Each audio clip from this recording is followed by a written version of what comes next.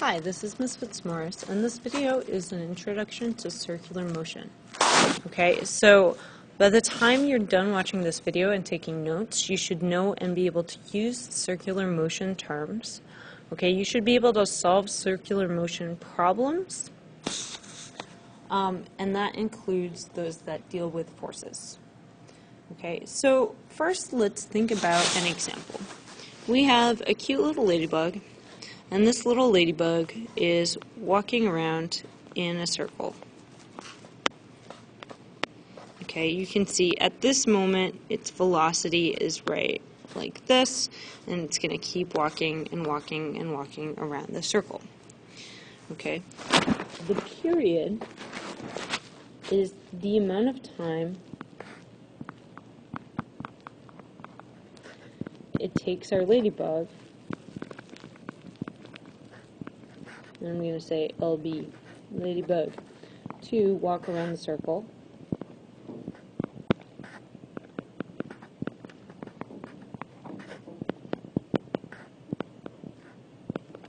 Okay, the symbol for period is actually a capital T.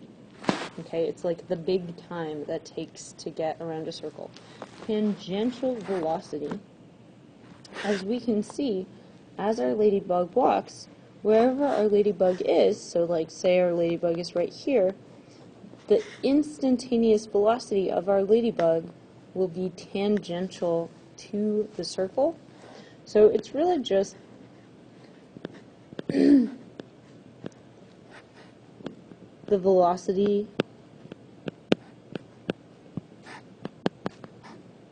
is always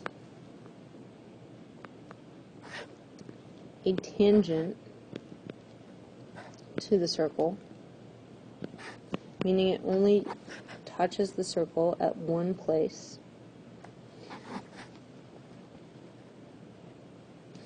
Okay, and then sometimes you'll see that symbol as V, the little t underneath for tangential velocity.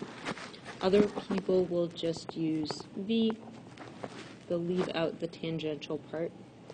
And then centripetal acceleration, which is AC,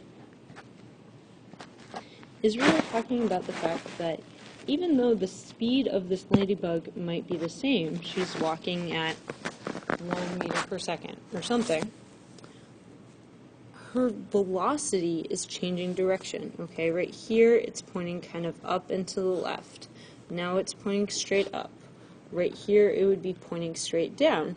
And so everywhere the ladybug is, the acceleration of our ladybug is going to be pointing straight to the center.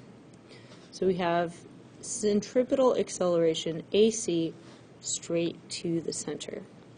Okay, and that's what's turning our ladybug around, keeping our ladybug from flying away. Okay, and I'm going to label VT, VT, VT, VT, and as you can see, there's always a 90-degree angle between my centripetal acceleration and my tangential velocity. So centripetal acceleration, AC, is always towards the center of our circle. Alright, so as you might imagine, there are some equations that go with our circular motion. Okay, and what I'm going to do before I tell you those equations is I'm going to remind you of a little bit of geometry. So if our ladybug is walking around a circle, the entire distance around our circle is going to be the circumference of that circle. And you should remember from geometry that C is equal to 2 pi r. Okay, and we know that the total time it takes around a circle is t. So if I want the tangential speed, or the tangential velocity, it's going to be the total distance divided by the total time. Okay, we know that our total distance is 2 pi r, so we have 2 pi r, because that's our total distance. R is just the radius of the circle that our ladybug is walking around, divided by the total time, which is t. Okay, so again, this is tangential velocity.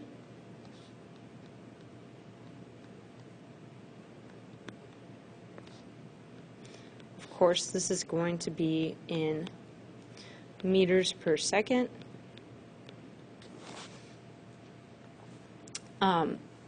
2 pi r is our total distance, r is our radius, and we want this in meters. So be careful, you might have to find centimeters. Sometimes they also tell you the diameter, and you need to divide by 2 to get the radius. And of course, t is going to be our period, and that will be in seconds. Okay. The other thing we need an equation for is our centripetal acceleration. Okay, and if something is going around a circle, then we know that our net force is towards the center because AC is towards the center. Centripetal acceleration, there's not really a good way for me to derive this for you, but it's equal to Vt squared divided by r. Okay, so again, A is centripetal acceleration. That is in meters per second squared. R is again our radius. Okay, that's in meters. And Vt is our tangential speed.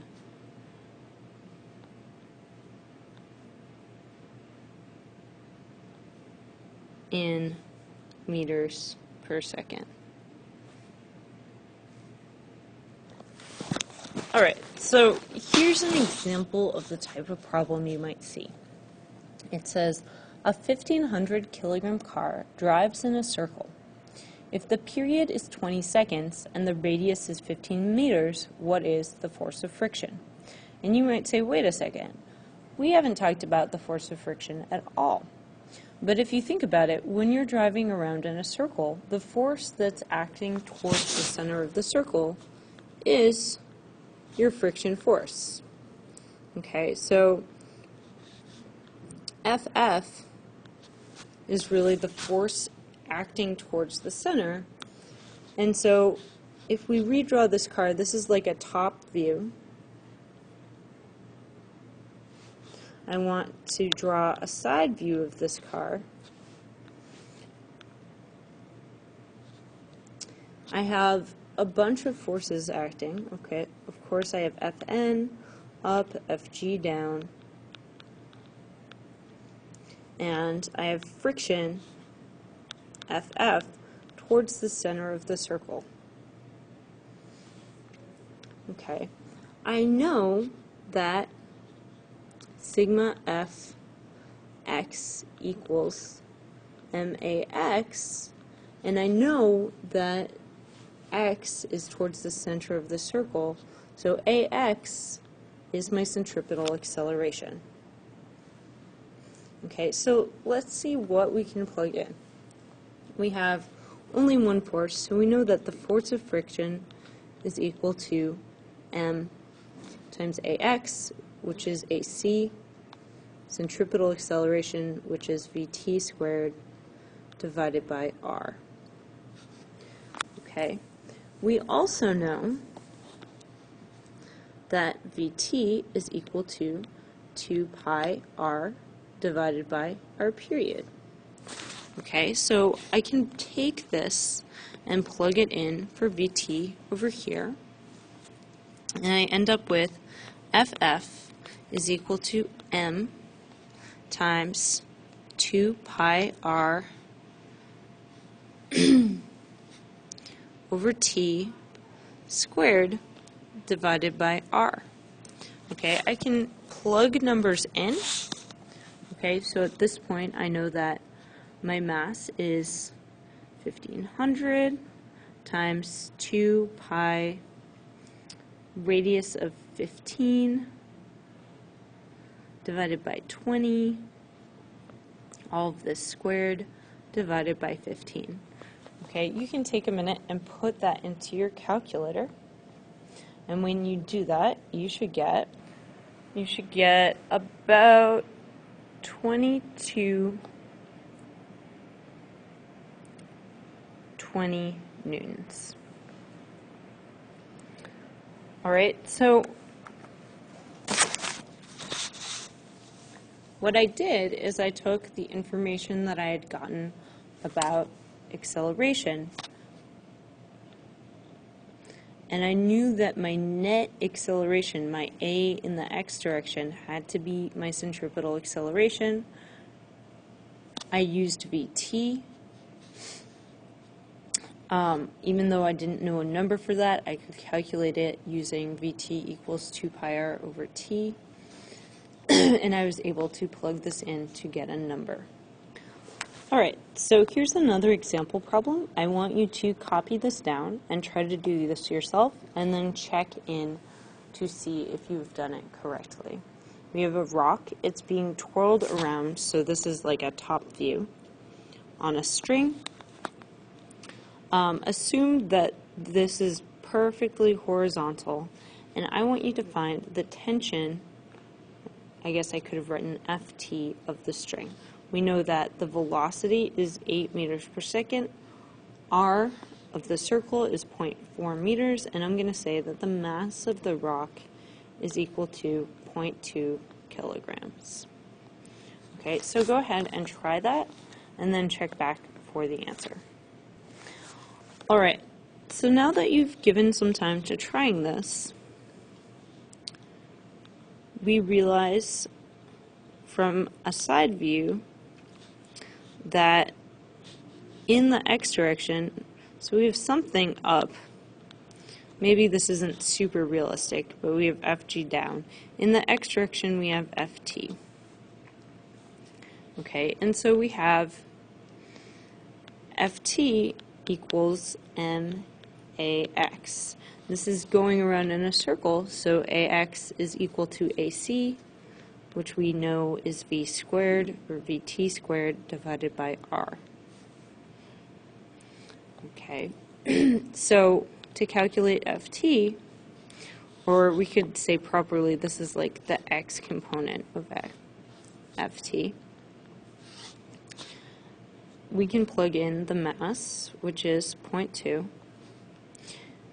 vt squared, so that's 8 squared divided by 0.4, and we know 0.2 divided by 0.4 is 1/2, times 8 squared, which is 64, so we get ftx is equal to 32 newtons.